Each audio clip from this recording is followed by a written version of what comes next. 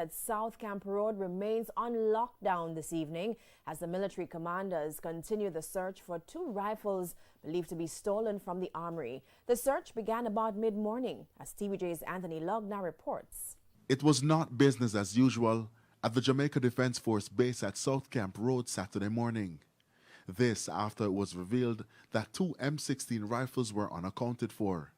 When our news team visited the location earlier today, we observed detailed searches being carried out on the premises. The JDF head ordered that all units conduct a muster and account for all personnel under their command. It's still not clear how the two M16 rifles went missing. Hey guys, welcome back to Snap the Topic vlog. We're going to cover the Jamaican Defense Force missing two M16A1 rifles. It's sad. That's sad. How you gonna missing two weapons from the armory for 3 days? We all know those are gone. Those weapons are gone.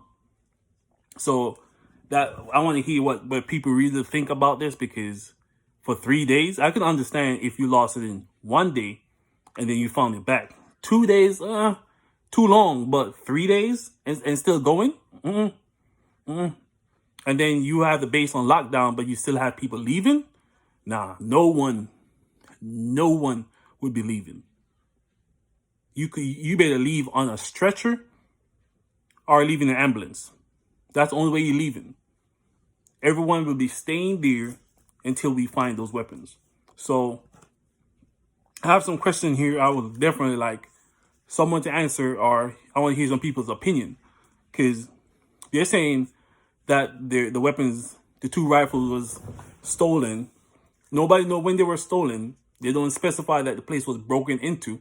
So that leave a red flag right there that they don't know how the weapons are missing, but they're speculating that they're stolen. And I want to know the last two person, or I want to know the last time these two specific weapons was used, either during training or during maintenance where they're cleaning the weapons. I want to know when last these two weapons, because each time you take the weapon out the rack or out the armory, you're supposed to have documentation of all of that. When I was in the U.S. military, we were on point with that. You're not going to take a weapon and like, oh, I'll bring it back later. No. You're going to put it right down on a paper, and then you can go straight in the computer right afterwards. So when you have them saying it's stolen or they can't find it, come on, that's negligence right there. Because God forbid those same weapons go on the street and take someone's life. What are you going to explain or tell someone's family when that weapon forensic connects with that weapon? If they find the weapon. If they find that weapon, then the forensic lead back to that's the weapon that the JDF have lost, took someone's life or a civilian's life. That's a lawsuit right there. I don't want to hear nothing. That's a lawsuit, right? I don't want to hear nothing. I don't want to hear no prime minister. I don't want to hear no politician trying to explain why someone's life is being taken with the JDF or the Jamaican military weapon. My next question is, when last were these two weapons used, and by whom? Because normally you just don't give one person two weapons and say, oh, here you go train with two weapons. It doesn't make sense. So when you give out the weapons, we need to know the last two persons that physically sign for those weapons when they leave the army. And the person who wrote in the army or control of the army should remember the last two persons who signed for that. Because 3 days and you guys still can't find those weapons, I call bullshit. Because if they go on training with these two weapons, I'm not sure if they do shooting on the camp or they go somewhere else to do shooting or drills. But before the days end, you're supposed to collect all the weapons, make sure the firing pin is in, make sure everything, the nuts and bolts are back in. Then you pretty much tell your company commander, and then your company commander relay back to your division. I guess division, that's what Jamaica use. But up here in America, you pretty much use your brigade, and then your brigade sign off and say, okay, then everybody can go home. So if you guys are doing drills and you even sure if those weapons return, or the people who took out the weapon in their name didn't return the weapon, you just want to go home. So you just say, you know what? We deal with that tomorrow. And now we don't know the possibility if those weapons are on the street. Someone needs to give account for this. My next question is, well, it's pretty much if those individuals return the weapons. And if it didn't return the weapons, whenever you think the weapons was being stolen, which I don't think they were stolen because you didn't specify that the place was broken into. So pretty much you guys don't know where the weapon went, or did it return back to the armory. So the person they need to really ask this question, ask them these questions, is the army. The person in charge of the army need to be drilled, like real, asking every question. We need to review the cameras. I'm not even sure if cameras are in the army. That's one place that needs to have cameras. Like every person that comes in and sign for a weapon needs to sign for a weapon while a camera is there. And then put in the system that, okay, then John Doe took a weapon. Tom, Dick, and Harry also took a weapon. So before the day end, Tom, Dick, and Harry and the entire company, the entire division or brigade ain't going home until that weapon or all those weapons are back in the rack in the army.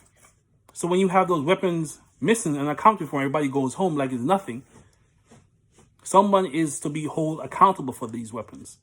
Because God forbid these weapons go on the street and someone get killed by one of these weapons. What are you going to tell somebody, family member? Sorry ain't going to cut it. Sorry ain't going to cut it. When I heard this, man, I was tearing up. Because when I was in the U.S. military, I lost my weapon. I got smoked for it. Anybody don't understand what smoke means? You doing push-ups, you crawling in the mud, you doing everything to where you feel like you just want to die. But we found it back within the last like 30 minutes. Someone found it. The longest we ever wait or stayed searching for a weapon was a day and a half. The only person who was allowed to leave the base or the facility was a school bus that had some kids that came for, I think, some trips. We had some daycares over there, and those buses bring the kids back home. Otherwise, from that, no one leaves. When I say no one left that facility. Everybody is out there until like 12 o'clock at night looking for that weapon. So when I see camp in certain vehicles and you need to take those door panels off. Take those doors, looking into trunks and looking into engine blocks doesn't do nothing. Take those door panels off. No, I said no one should be leaving that facility. No, not even I don't care, not even the general. If Andrew Onis was to come in the facility, he not even leaving. He gonna stay there with everybody else until we find it. Because I think they take this thing serious. Because when you break down a weapon, you can get about 9 pieces. The only biggest part is the trigger well, the buttstock, and the barrel. You take off, I think, maybe the shielding up front. Those are the only big pieces. The rest of the pieces you can pretty much take out piece by piece. And you can put those simply in the car, in the side of the car, in the door, take off your door, put it inside the door, and then leave. You're just checking inside the car and all that. You need to take off all those doors, rip that car apart. But when I see this, man, I was sickened. Because I'm saying, if this one of these guns reach into the wrong hands, well, what are we going to tell that family member?